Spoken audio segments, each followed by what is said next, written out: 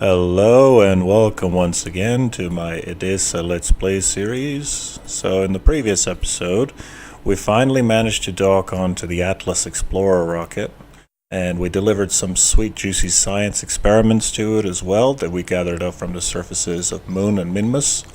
Just gonna have a quick look in the mission controls. Looks like we have a new mission indeed. We want to take some crew reports and space flight. So the advance on this is 60k, and the completion fee is 106,000.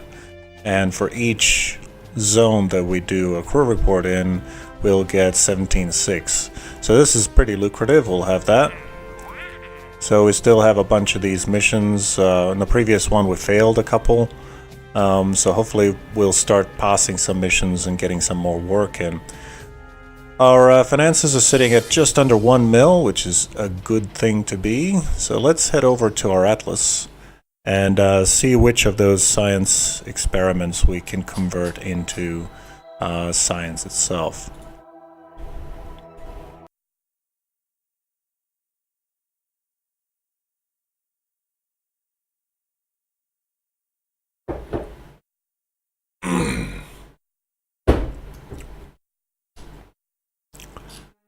Okay, this is not the right craft. This is the relay, and it's got no fuel in there and so on. So this is the Atlas fuel relay.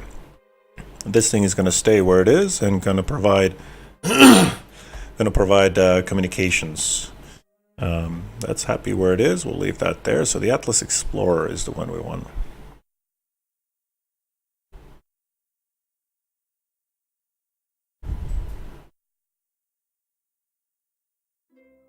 Here we are.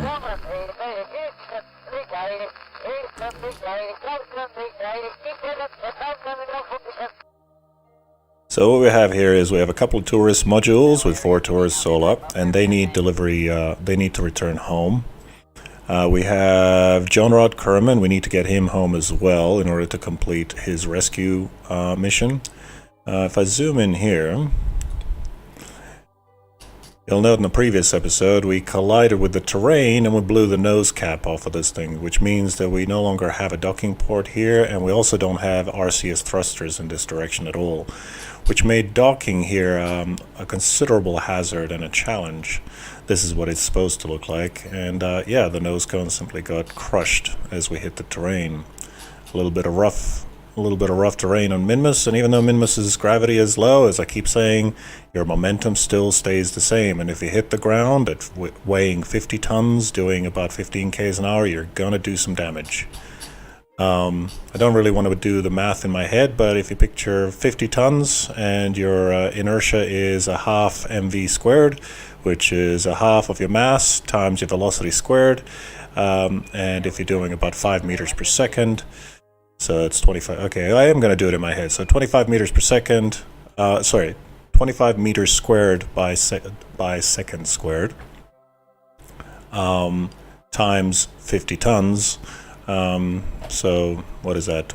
20 by 50 is 1 with 2 zeros. That's 1 with 3 zeros. So that's 1,000, and 5 by 50 is 25, so 250, so 1,250 newtons is the impact force. So 1,250 newtons, by comparison, for example, if you weigh 100 kilograms like I do on Earth, you are exerting 100 newtons of force on the ground. So this thing hit the ground at a force of about 1.5 tons, which was more than enough to crush its nose cone. My back of the napkin math, or at least imaginary napkin math, may be off. Please do let me know in the comments. Anyway, enough of my musings. Having a look at the science module. Thanks to for science mod, all of the science, as soon as we docked, all of the science data got immediately transferred to the science module, ready for processing. So now all we got to do is go through and of course make sure we have enough room. We're occupying 7.181 data of 750, and we have 18.755 science remaining, so we can level up our crew. Good, so our tourists have now all gone up to level 2, which is nice. it'll be a shame to lose the tourists because at this point, because they're all quite experienced. They're about as experienced as most of our space program. But I suppose they'll be able to go home. I mean, they certainly definitely look happy. They were expecting to land on Minmus, and instead right now they're in the outer Kerbin orbit, and they're joining us on our science mission, which is cool. Anyway, so EVA report from Minmus's slopes. We can process that for 200 science, and that will take 40 data. So we definitely have room for that. Processing that. Material study in space high over Kerbin. We can't process that, probably because we've already processed it in the lab, but we can take it home for some extra science. Crew report from the moon's northwest crater. That will take 20 data for 100 science. We'll take that, start processing that. Surface sample from moon's northwest crater. That is 120 data, and it'll give us 600 science once processed, so we will definitely have that as well. Another 550 units of data still remaining. We have room for another 550 units of data. I'm working on my enunciation and accuracy when I speak. So here we go. So the EVA report from Moon's northwest crater, 32 data. We have room for that. Another EVA report from Moon's northwest crater. Yep, we can process that. EVA report from just above the Moon's twin craters. Have that. Moon's midland craters. Yep. This is one of the benefits of having one of your Kerbals in a jump seat while orbiting a body, and if you have for science enabled, it just automatically runs any experiments that it can. It also doesn't run any experiments that are single use only, so it won't accidentally use up your experiment without the ability to run it again, so you won't run into trouble there. So another EVA report for 120 science and 24 data. We're now up to 315 units of data, another 435 units space. 435 units still can be added to the science lab. So EVA report from just above Minmus's lowlands.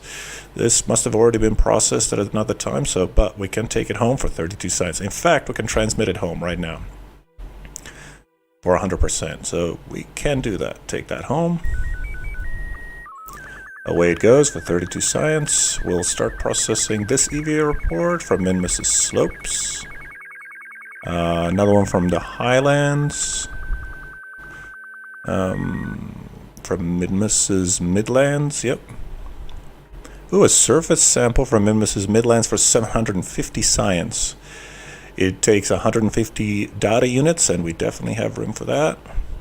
Another EVA report from Minmus's midlands. Yep. Minmus's highlands. Surface sample from Minmus's highlands. 150 data. Do we have room for that? We do not. We are occupying 619 units of data out of 750. So if I try to add this, I run the risk of losing this experiment. So we'll keep this for now. 40 data for 200 science for the EVA report from the highlands. We'll process that. Crew report, Minmus's slopes. Yep, can process that. Surface sample from Minmus's slopes. No room for that. We'll keep this experiment. Good, so we have processed all except 4 experiments. A couple of them can still be added to the lab, but there's no room on their hard drives. So we'll have to wait for that data to be processed, and we can send it home. What's this KerbNet access? I'm not really... Oh, hello.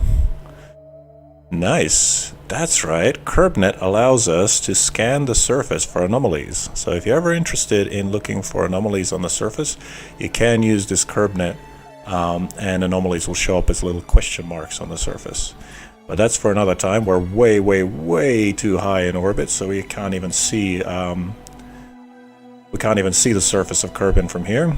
It's usually done from a polar orbit, really. Anyway, closing that.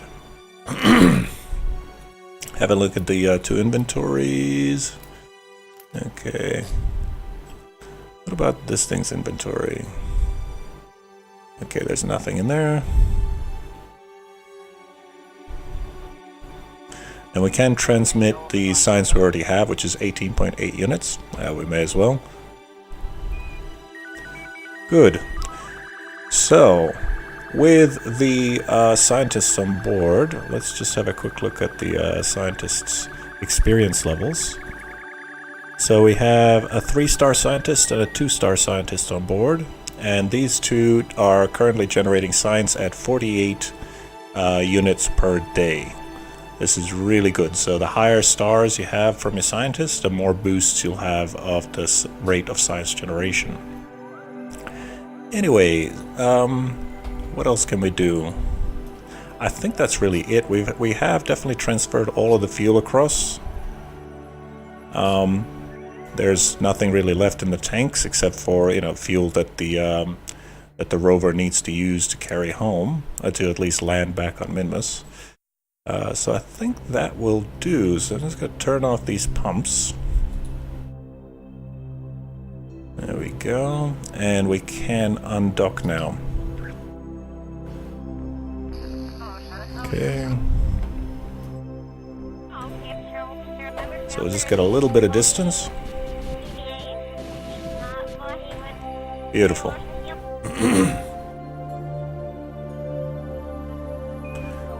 Alrighty, we have clean separation. And we can now move on. What we need to do now is we need to get these tourists home, and we also need to get John Rod Kernman home. I have a couple ideas how we can do that. Personally, I would really like to get one of my SSTO aircraft up there, our space planes, but we do need to unlock a couple of branches of tech before we can use those. So, I'm gonna add an alarm that, no, not one of those.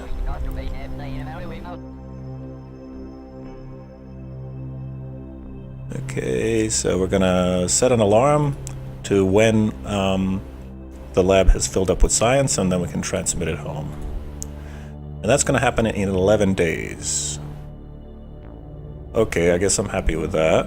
I was hoping it'd be sooner, but really 11 days is gonna fly when we're this far out.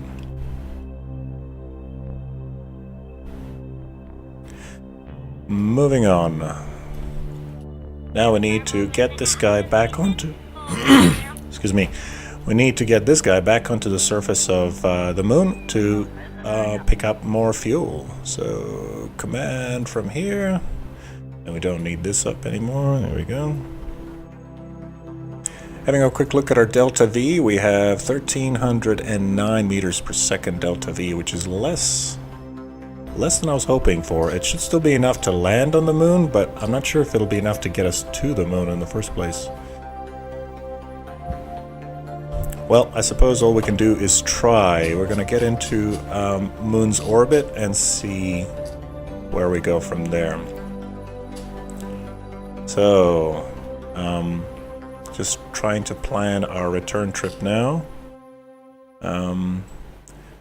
If I remember right, we're turning clockwise, whereas everything else is turning counterclockwise. So the first thing we'd need is to change direction, do a 180, and that, if I remember right, cost us 534 meters per second of delta V, which is already nearly half of our reserves. So instead of doing that, what I'm going to do is I'm going to try to use Minmus to give us an orbital boost, possibly.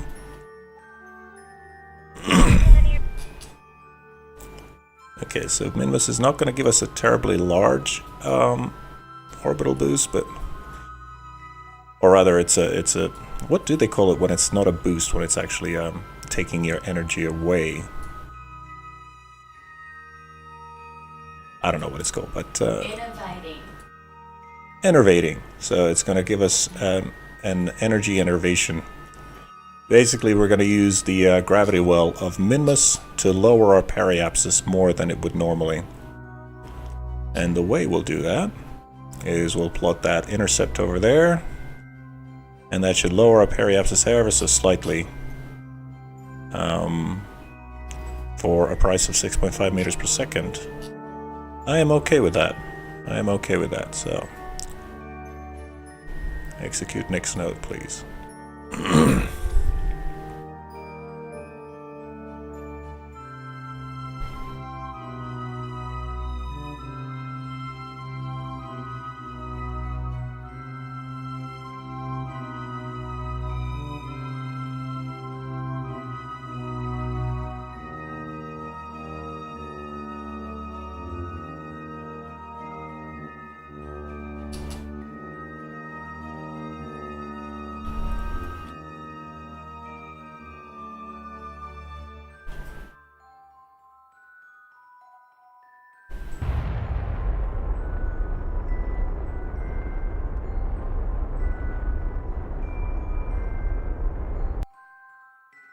Lovely. So that has dropped our periapsis down to 45.7 thousand kilometers up. Once past that, let's add another maneuver and see if we can slow ourselves down a bit more. Trying to be sort of sparing with our maneuvers. Let's have a look.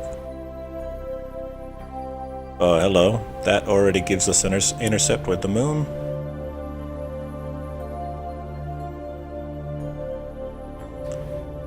Okay, and then if I then zoom to the moon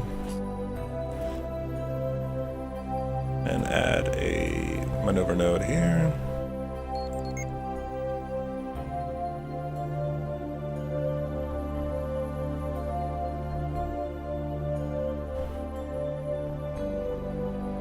So the first maneuver is going to be 107.4.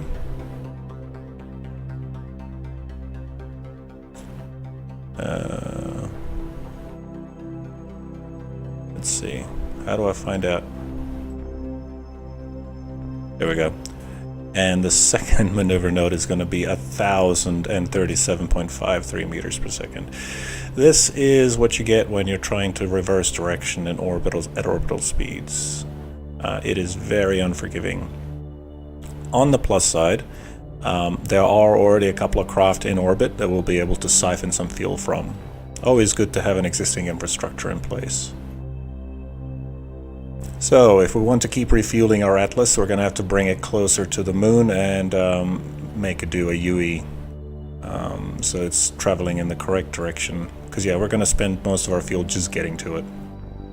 Anyway. Let me see if I can fine-tune this so that at least we can be going clockwise direction around the moon itself. Or counterclockwise, sorry. Yep. So at the moment we're coming in at a very steep angle. Want to try to bring that down a little bit.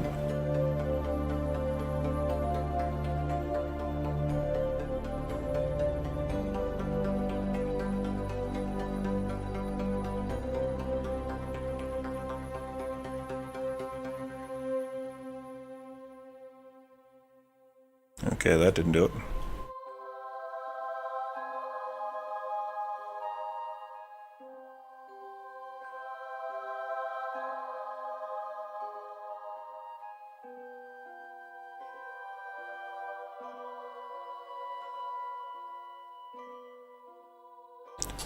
That is definitely not doing it. Okay.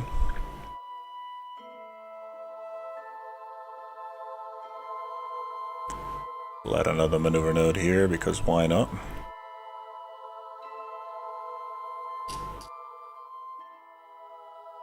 Oh, too high. Nope.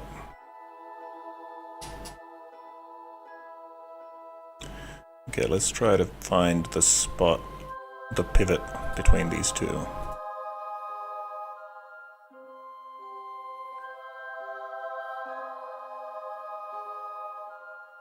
Hello.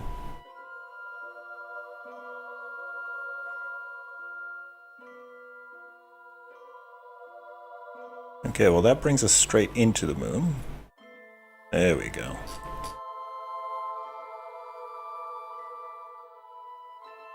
That's looking good. Whoa. Careful now.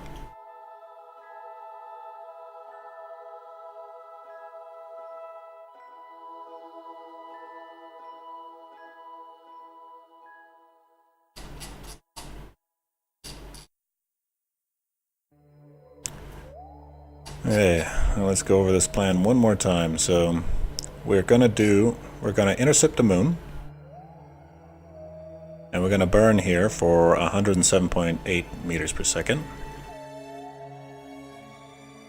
And then as we come around,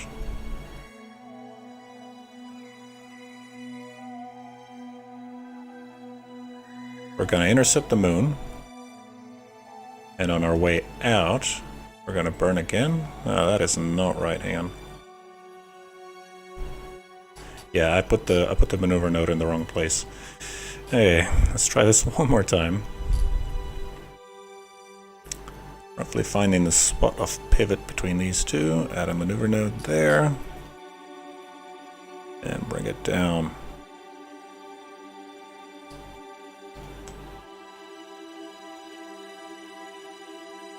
There we go. Trying to get that to be nice and flat.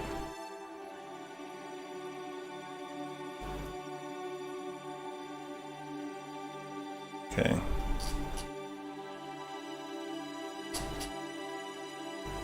So how much is that going to cost? 71.9 meters per second. So that's 180 meters per second so far. 110 still left in the tanks. And then in here, we're gonna add a circularization burn.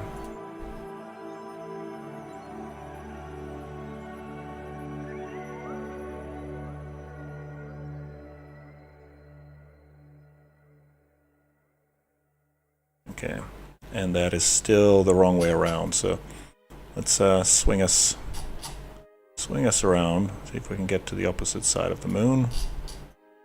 That's more like it. Don't need this. This is messing us up. Hang on. Okay.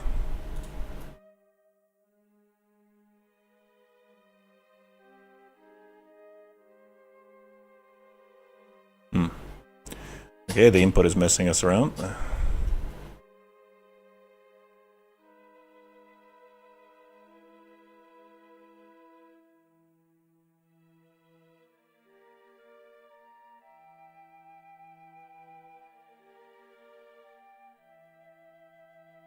Come on.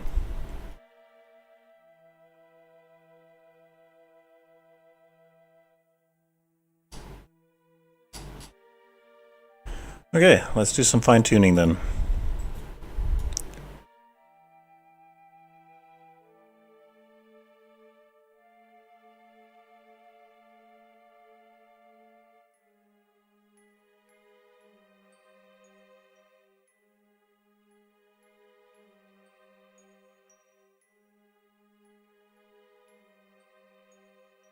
Okay, so I'm adjusting it by 100 seconds at a time, just trying to get it to be nice and flat without changing the actual delta V cost.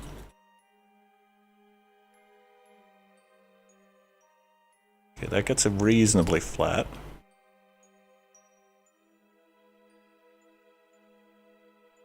Okay.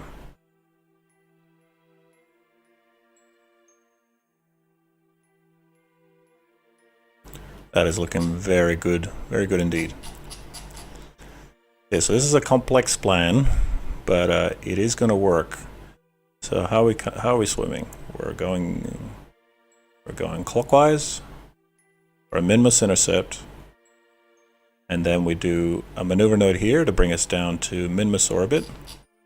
Sorry, moon orbit, and then we do another maneuver node to change our inclination for a periapsis of 238 kilometers above the moon, and then we do a circularization burn there. Having a quick look at the cost of everything. So that's 79.33 meters per second. That's fine. This one is 107.8 meters per second. And then once in the moon's orbit, we circularize.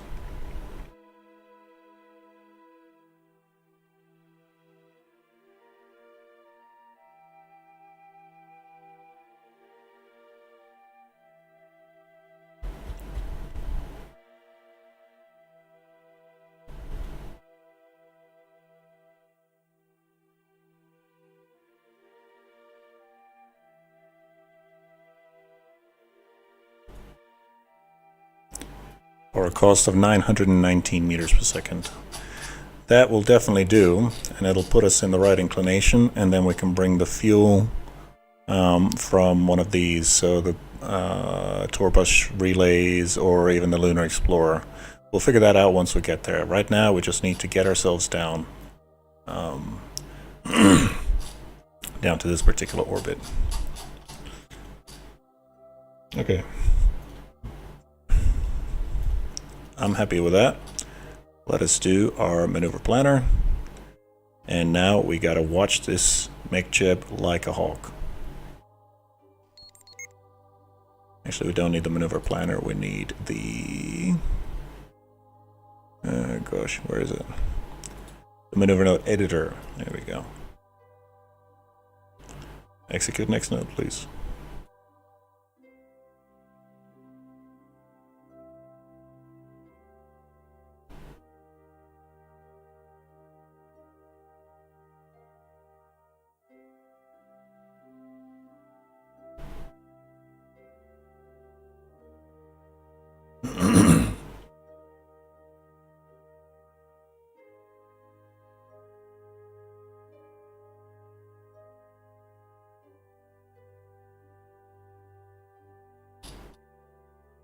So far, so good.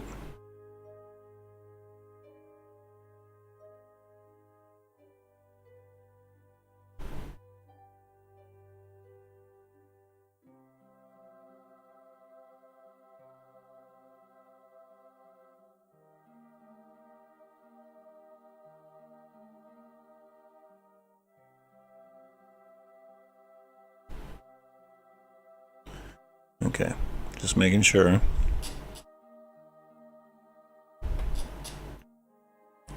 Coming up to our first maneuver node in 40 minutes and counting down.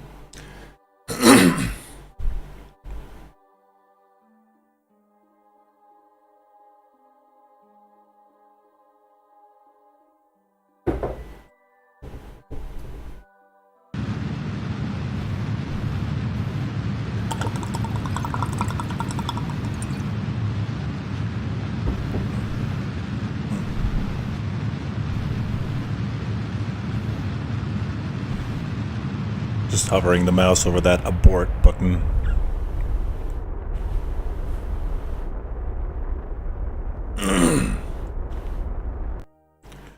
Beautiful, beautiful, well done. Okay, now having a quick look at the moon. Our maneuver node is still in the right place, which is good. Okay, there's us over there. Let's execute the next node.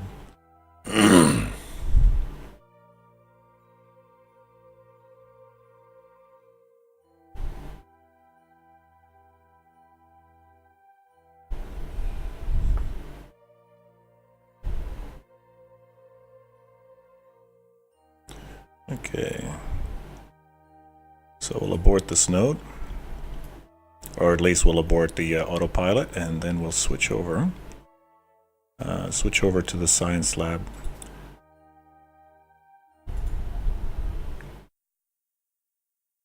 That's what I love about the Kerbal alarm clock, is that we don't have to remember to keep coming back to places.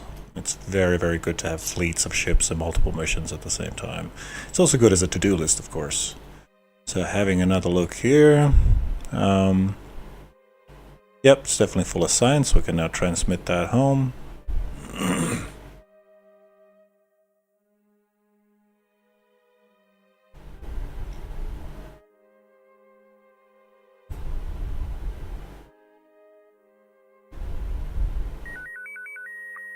Beautiful. So it's 500 science, home and hosed. We have we have room for 165 units of science. So let's have a look at what we can put there. 150 definitely will fit. This will not. And that's another 150, so we'll keep that. Good. Generating science at a rate of 51.6 per day. We'll kill this alarm and replace it with another.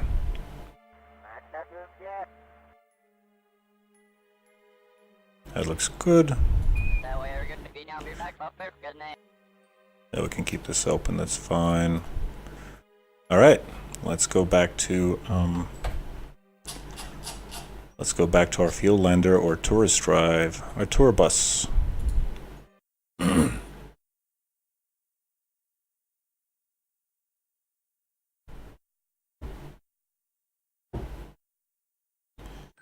Okay, just quickly making sure that our maneuver nodes are still there.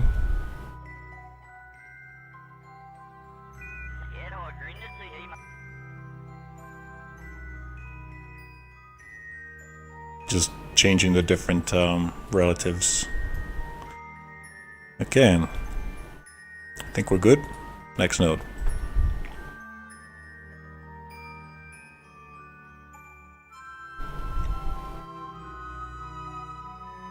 So that is 2 days until our next maneuver, just to change our orbital inclination.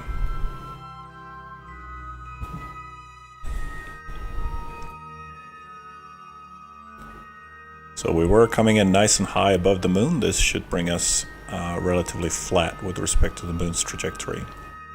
We are heading face first into the moon though. The moon is traveling this way, we're traveling that way, which is why it is going to take about 900 meters per second just to circularize.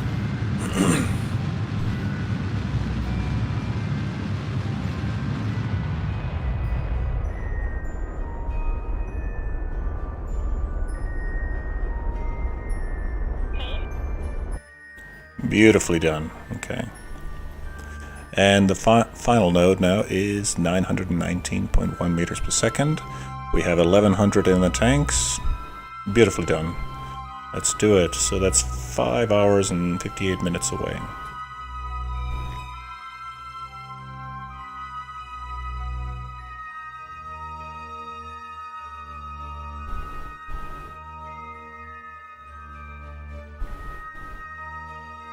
Here comes the moon.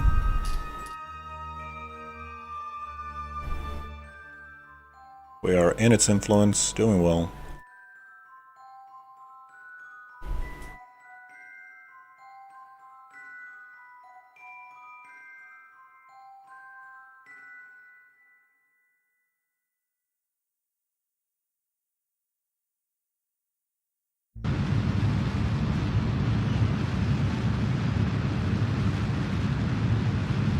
Okay, this is going to take about 2 minutes to burn, so I'm just going to fast forward a little bit. Cannot warp, right. There we go.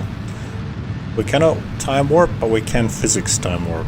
To do that, you hold down the Alt key and the time warp key.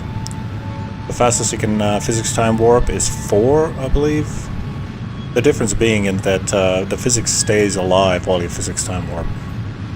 And it's very perilous if your craft is susceptible to Kraken. So at the moment I'm just keeping us on a factor of 2.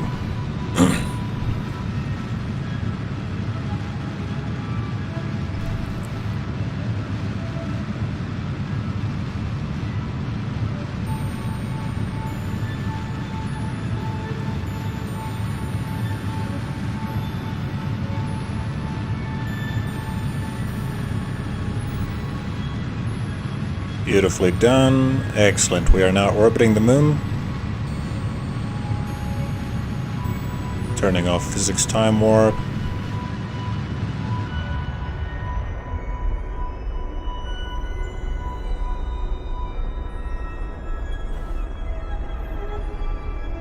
And engine shut off, and we are back in stable orbit around the moon.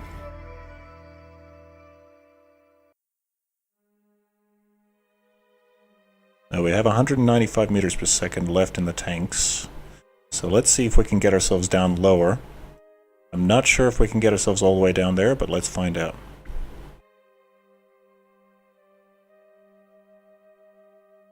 Oh wow, okay.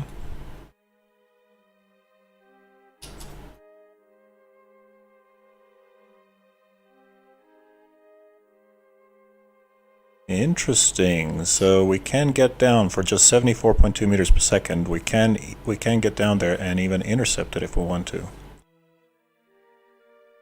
So at the position of intercept, relative speed of 1,100. Did I mess up our orbit again? Yes, I have. We're going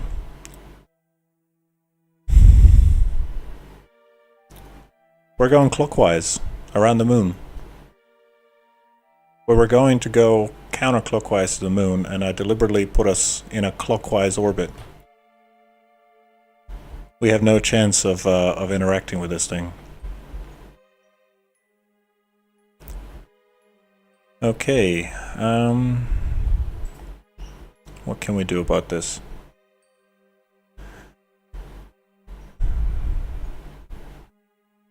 We can send up the refinery to fuel the fuel carrier. Yeah, we can definitely do that. Oh boy.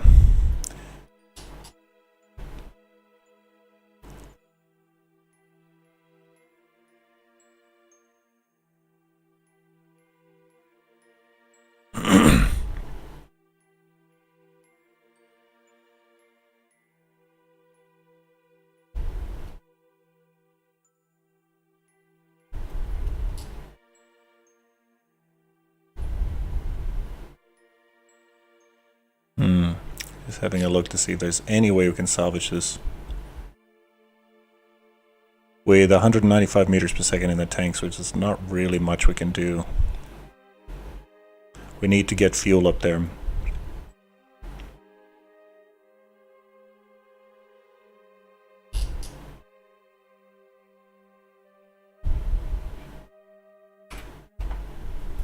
Okay, well, nothing really much to it. Let's just bring our orbit down to sort of minimize the fuel cost for the refinery.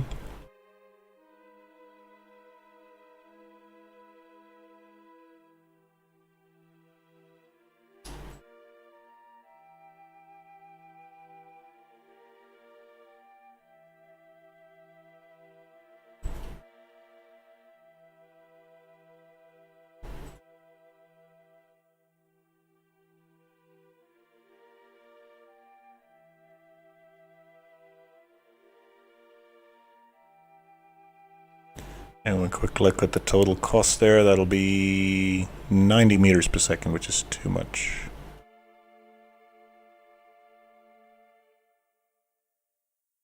$82 meters per second. Gonna be tight, but we can definitely manage that.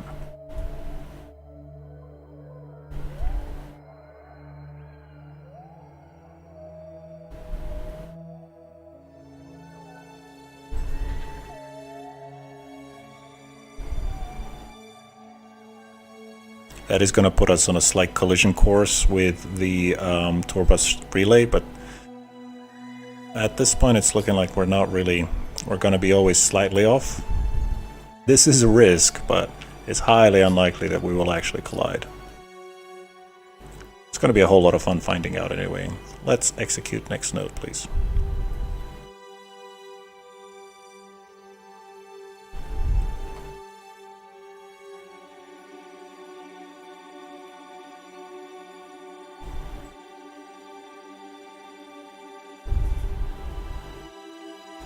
There we go.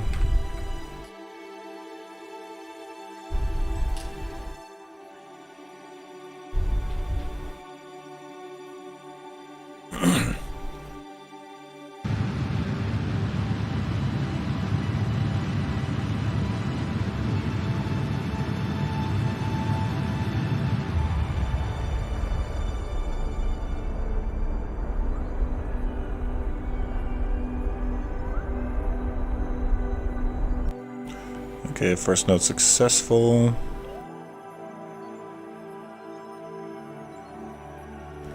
Let's do the next one.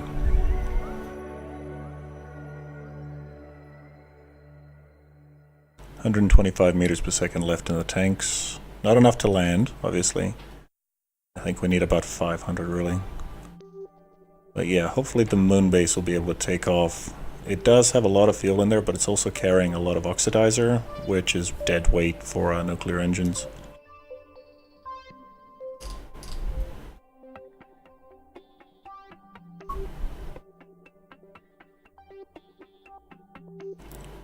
Okay.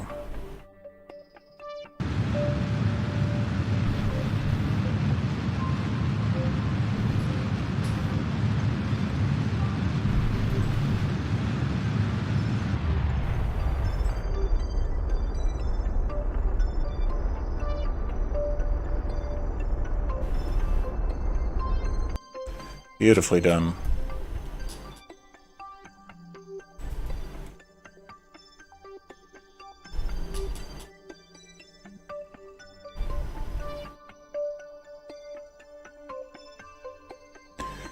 Okay, now let's see if we can bring the mining base up into orbit to fuel up the fuel carrier.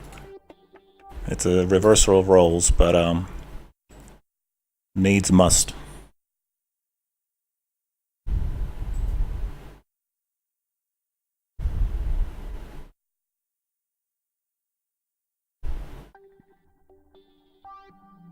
And of course it's pitch black. Well, we are full of fuel and we're full of ore as well, which we can dump ore, but we can't dump fuel. Let's see. Retract all solar, please. Retract all radiators. Retract all drills.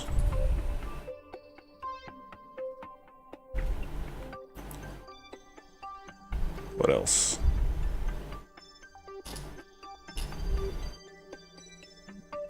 Not a battery bank, come on. There it is. So the convertitron.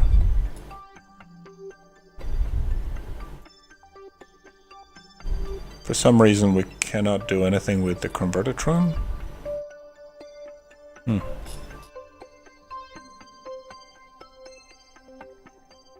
Do we have no control?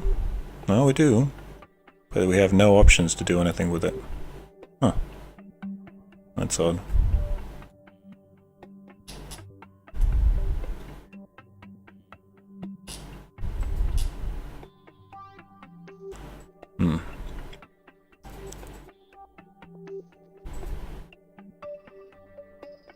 Can we retract all solar panels, please?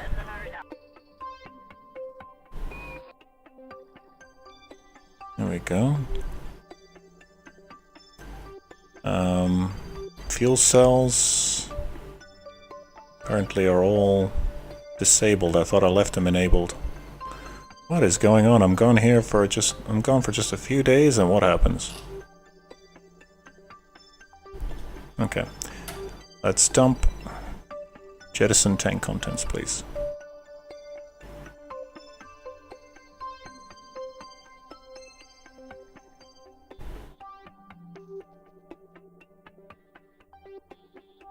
Okay, just a few more.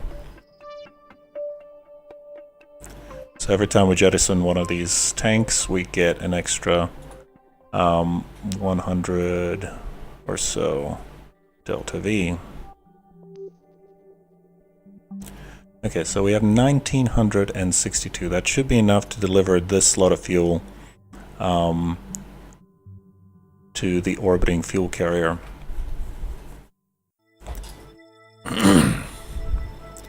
Yep, let's attempt that. Oh, hello. We can send this science home.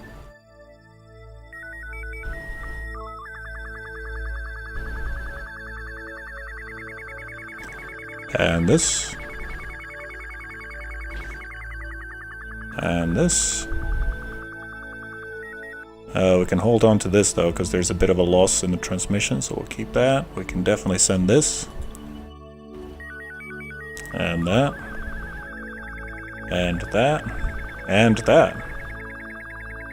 Beautiful. So that was what, 150 units of science? Cool.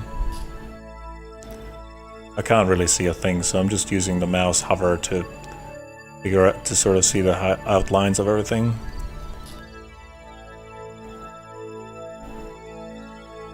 Okay, the antenna is fine. We're looking good. Okay, so control from here. And let us attempt this. So we want to be going, one more time, we're going to be going clockwise. Right? Clockwise. So that means we're flying off to the west, which is 270 degrees. Okay. Let's attempt this. Throttling right up.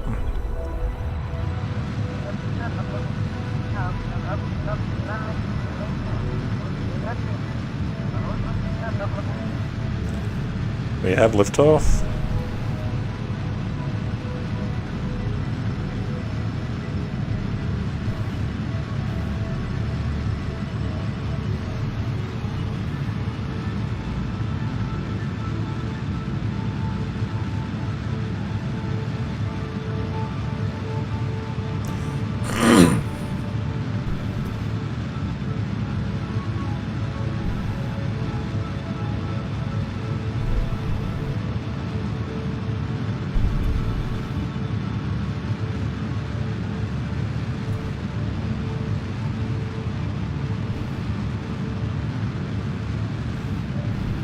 Okay, pushing to an apoapsis of over 5 kilometers so far. We're doing well.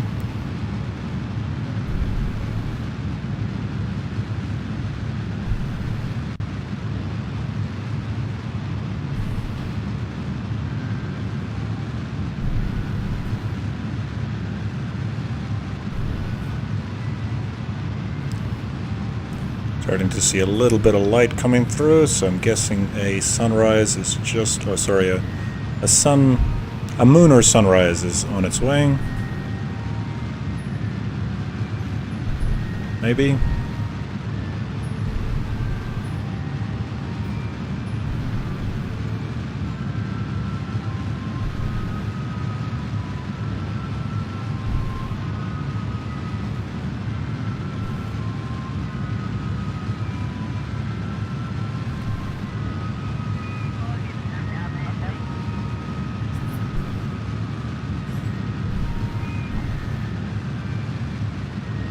Pushing up periapsis of 12.5 kilometers and rising.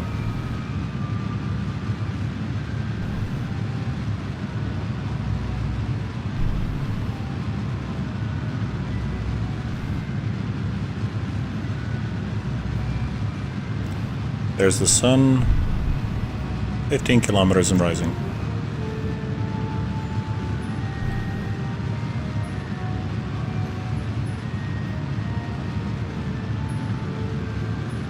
Okay, engine shut off. Maneuver planner, we're going to create a circularization node in 37 seconds.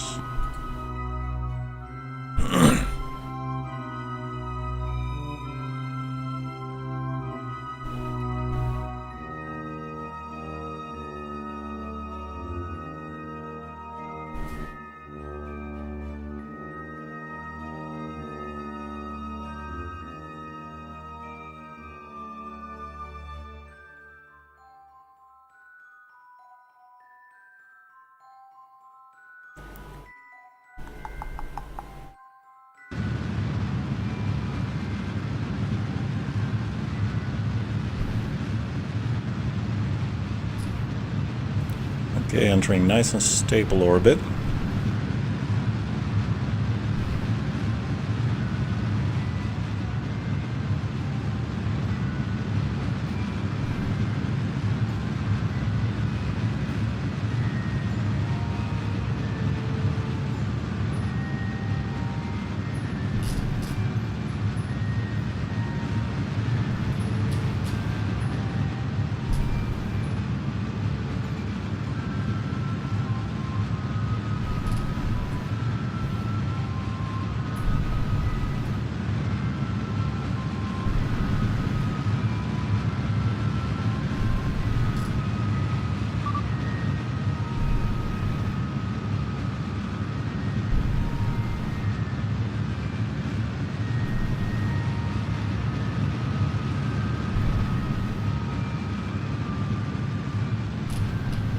Far so good.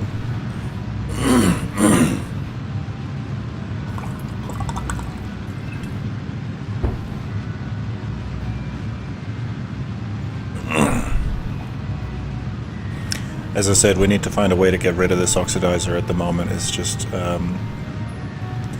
so much dead weight.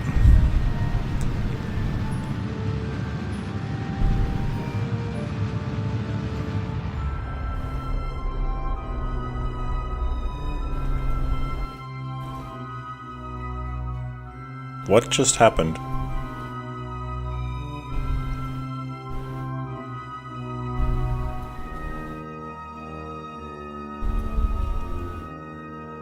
Why is the apoapsis so high?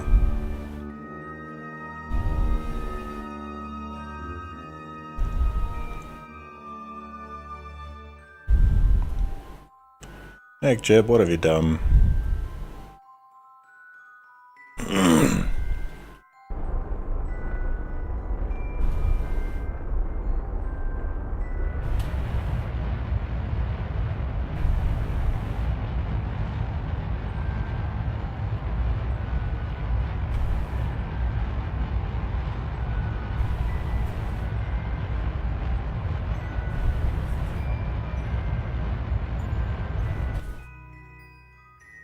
Okay, whatever.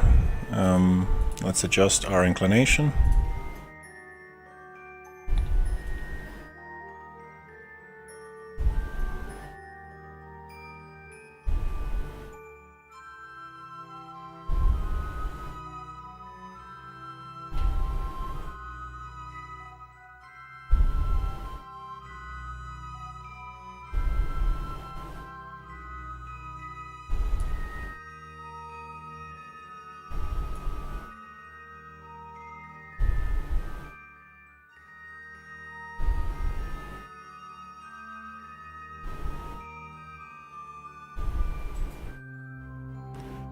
Okay, so that'll be another 84.5 meters per second, leaving us 1060 meters per second left in the tanks. That is not going to be a lot. Okay, let's give it a try. If we can't find a way to get rid of this dead weight, we're going to run out of Delta V, and neither of them are going to be able to land.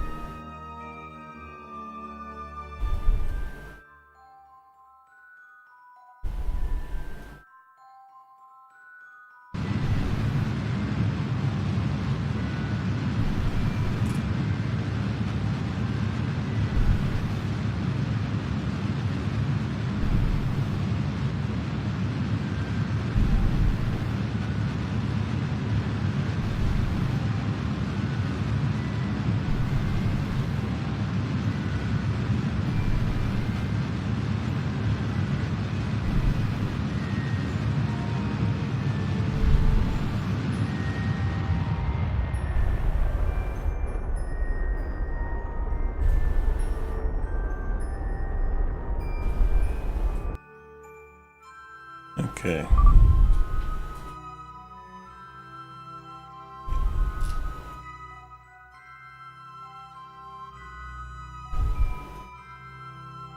Quick reality check. So our periapsis is 18 kilometers up. That's fine.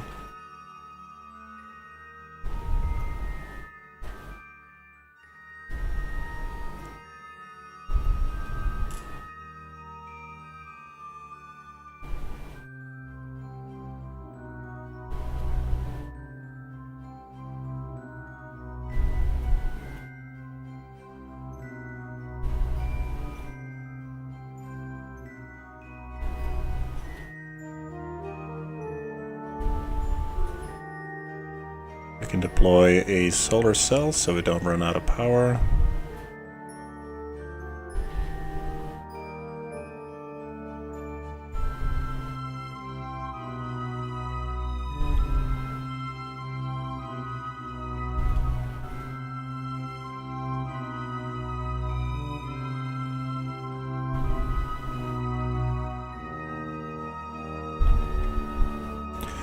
Take a picture of that.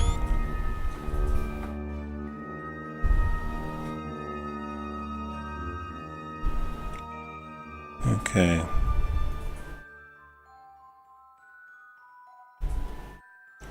Now let's see if we can plan an intercept.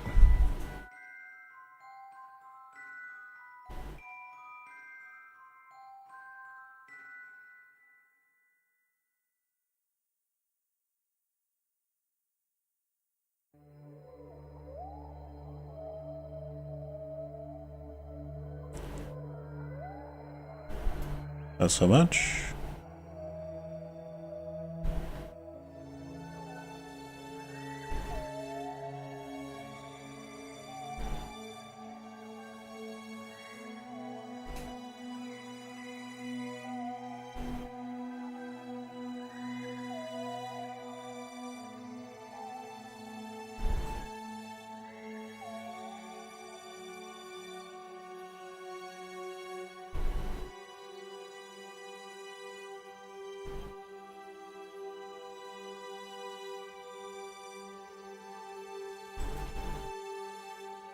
Never mind.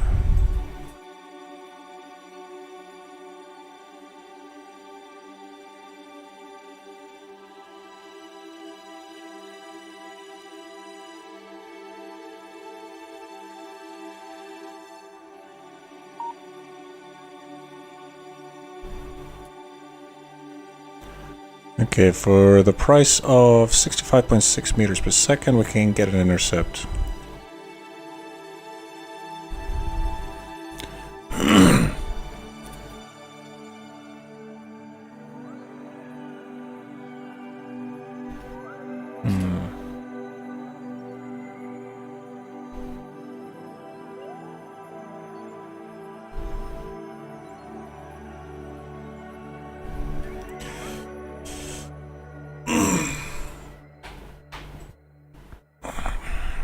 This is frustrating.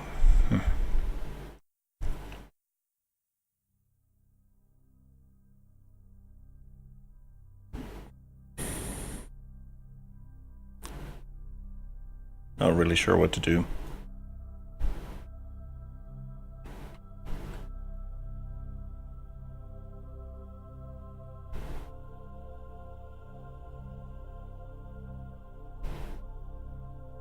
So we'll be able to intercept, and then once we intercept, we'll need to burn for another 90 meters per second just to slow ourselves down to perform the rendezvous. So it'll leave us with 900 meters per second in the tanks. That will be enough for the refinery to land, but not really to do anything else. Yeah.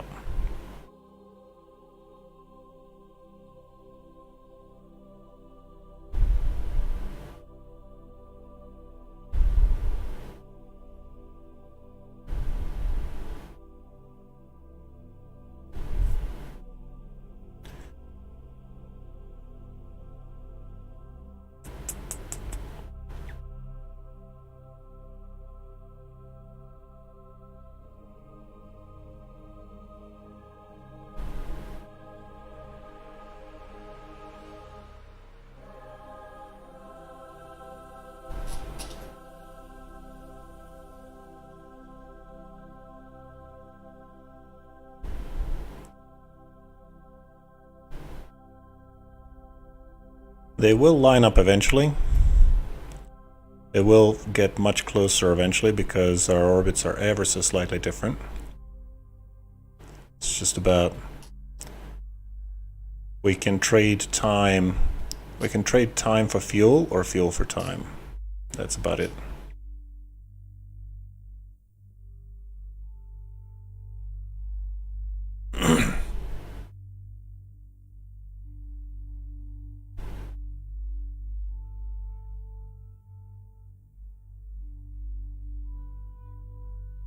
So if I add a maneuver node here,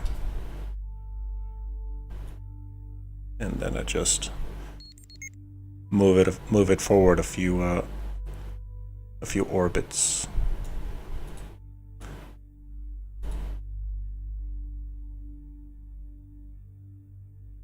Hello. That gets it very close indeed. And a relative velocity of... I'm not sure what, but... So that is in 10 hours. Nice.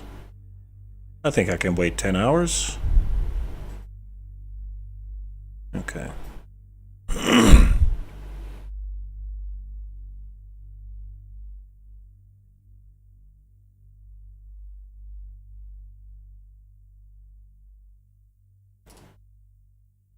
Okay, I'm going to leave it at that, and I'm going to add an alarm for that maneuver. So 10 hours, 11 minutes, good. So that will cost us 0.7 meters per second instead of 200 for that intercept. It's just, we've traded about 10 hours of time, and that is much more palatable for me. Like I said, we need about 600 meters per second. Delta V for a safe landing with enough from this altitude, and unless if we can find some place to dump this extra oxidizer, I don't want to be any lower than that.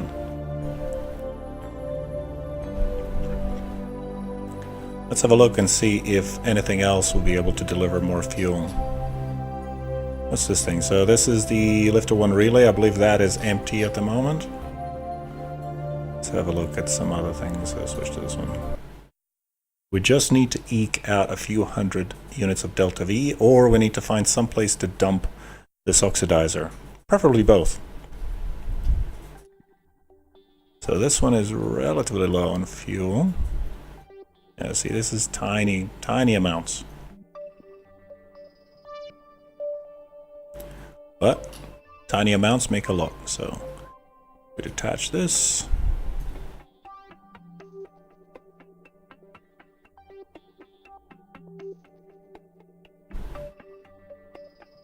And control from here.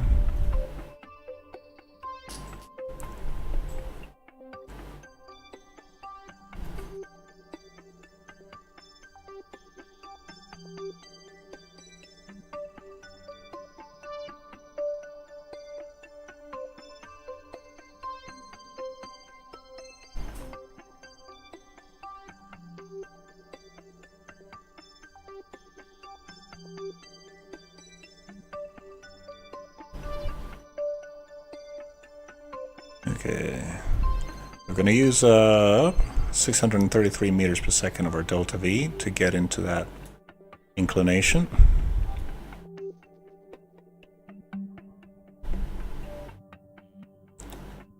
Okay, and then we're going to need to add another maneuver node for the intercept.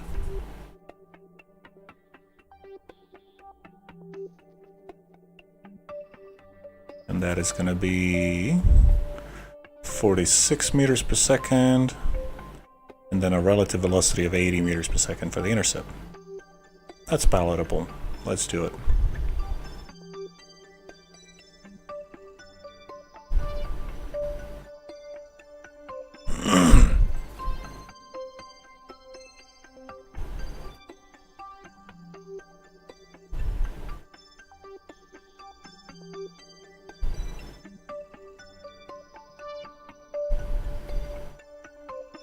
This is going to be a tiny little amount of fuel, but you never know. It's also going to be a space to put the oxidizer. Yeah. I'm liking this. We may just have enough infrastructure in orbit of the moon to be able to pull this off.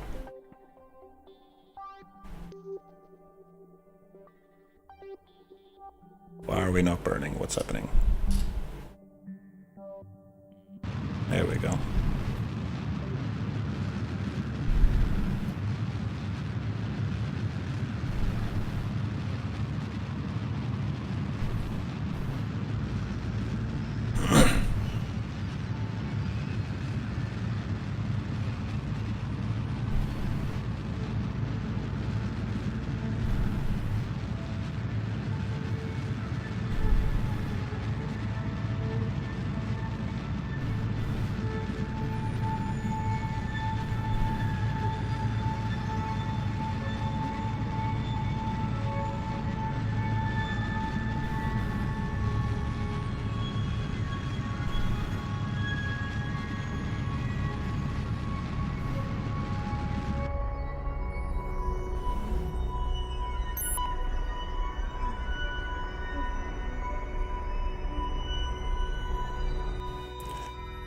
Okay, that did not quite work as well as I'd hoped.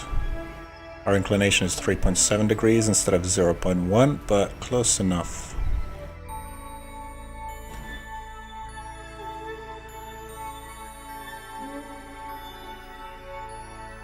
Trying to just get that intercept to be as close as possible.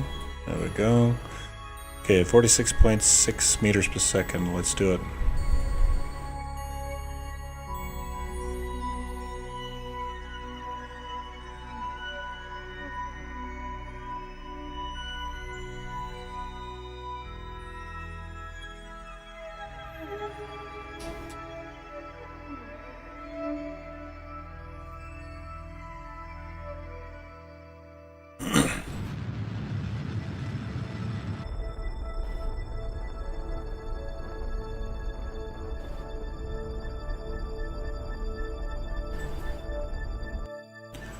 Lovely.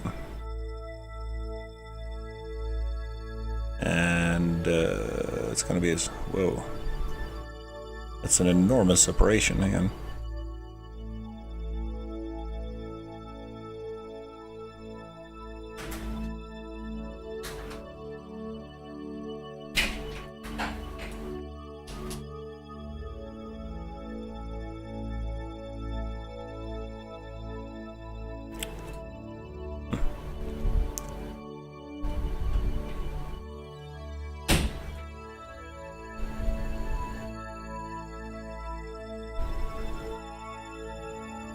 I'm gonna try to bring that intercept to be a little bit closer.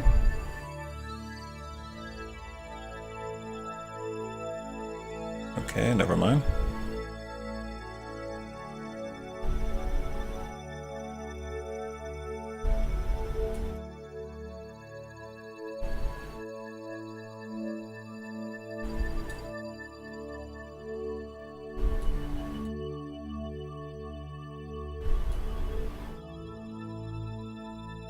Wow, okay. I'm just gonna warp here and then fine-tune our approach. We have 1,000 meters per second in the tanks, which is not going to translate to 1,000 meters per second on the refinery, but... Whoa, hang on. Running a bit low on power there. Where's our solar panel?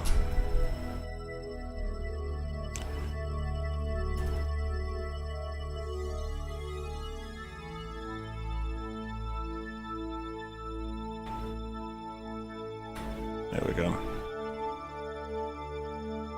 Gotta love that resource alarm.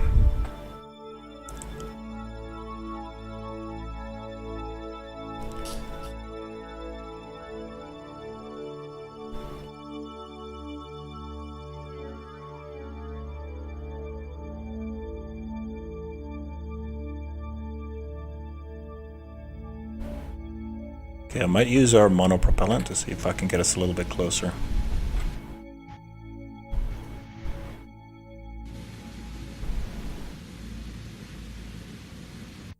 That's it for monopropellant.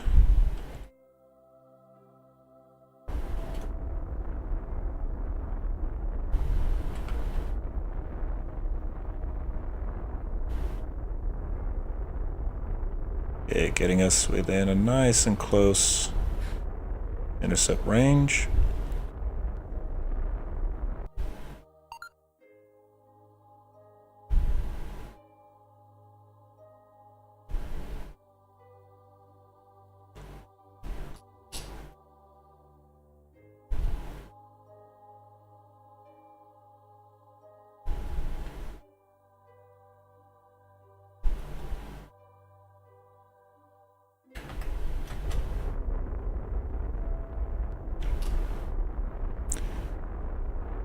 Less than 1,000 meters per second left in the tanks.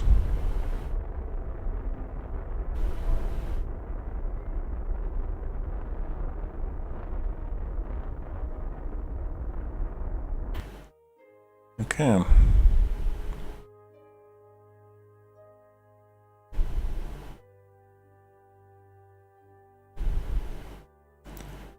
One minute to intercept.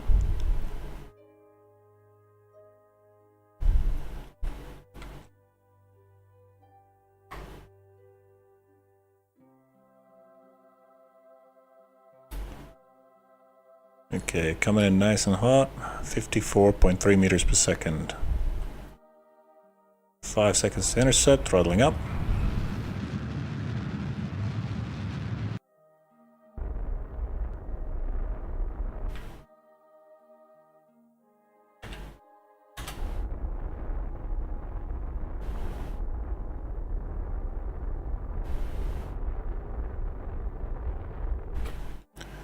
Down.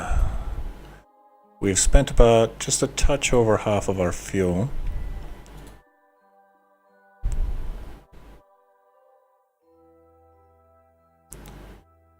I think that will do us. So we'll control from here and turn towards that target. Retract our solar panel. Good. And the refinery can dock the rest of the way.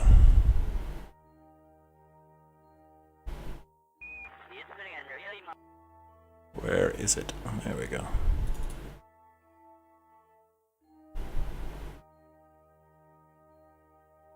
Going a little bit fast at 2 meters per second, but that's fine, we can handle it.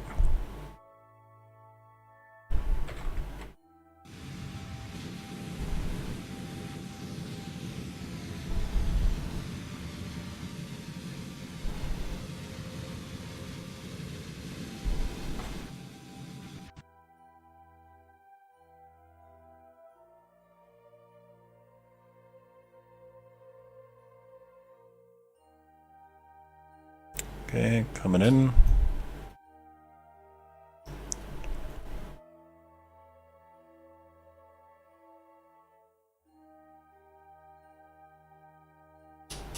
Okay, good.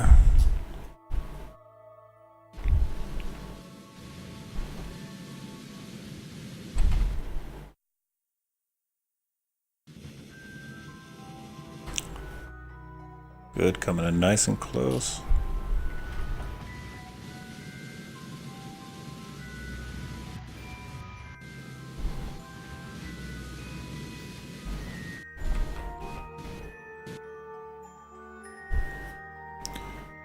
Nearly there. We're gonna come in at a bit of an angle. Whoa, not so much.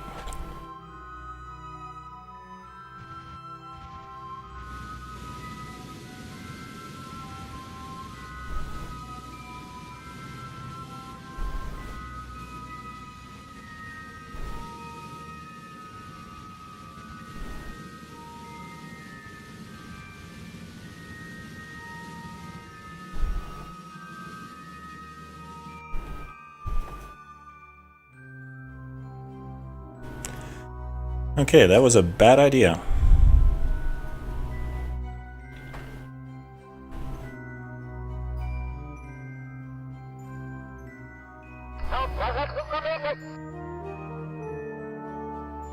Okay, let's try it one more time.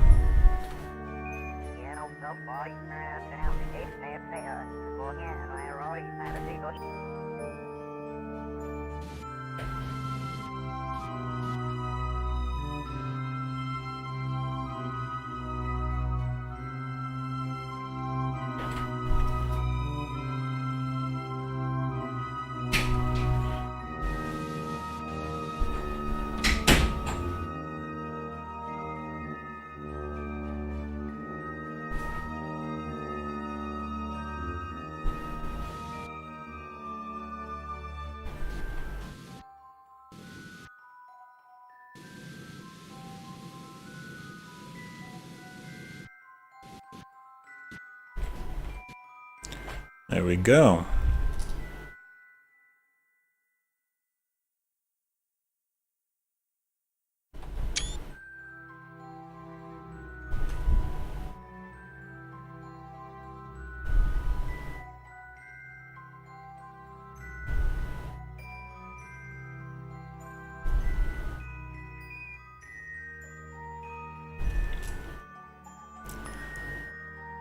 Oh, we actually didn't want to do that. Hang on.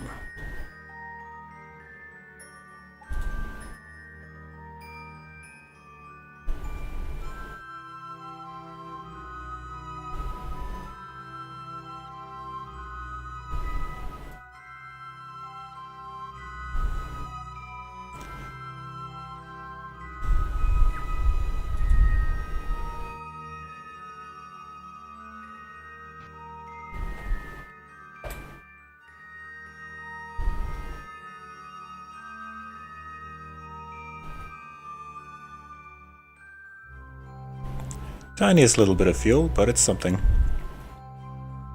Let's undock.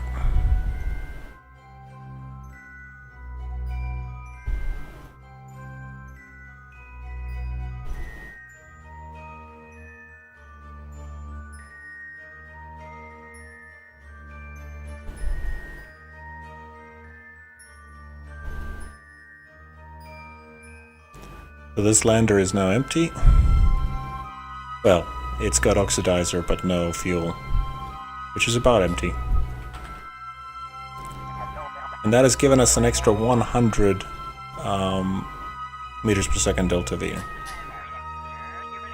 Just by dumping that little bit of oxidizer and getting a little bit more liquid fuel.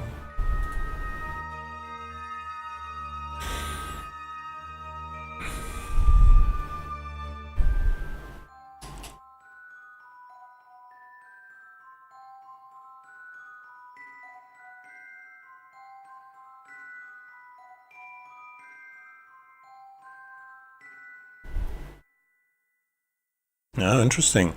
So we do have an intercept with the tour bus in about 17 minutes.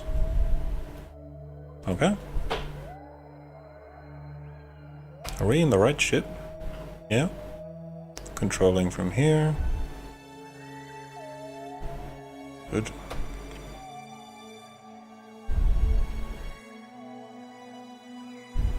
Just making sure that we do have the right ship selected. The Lunar Explorer. Yes, no. We need the tour bus ship. Yeah, so that intercept isn't going to happen for another 10 hours or so.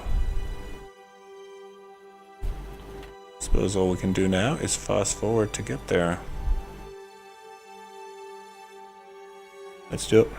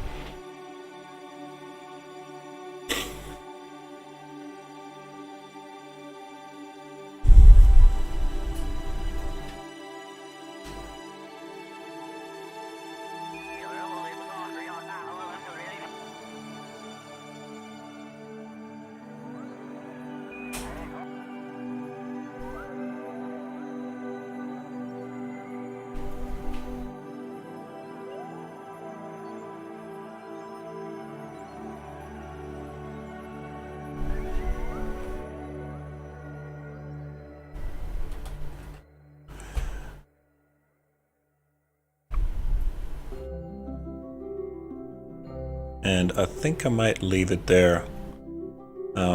Intercept is going to happen in about 7 hours. I'm okay with that. It's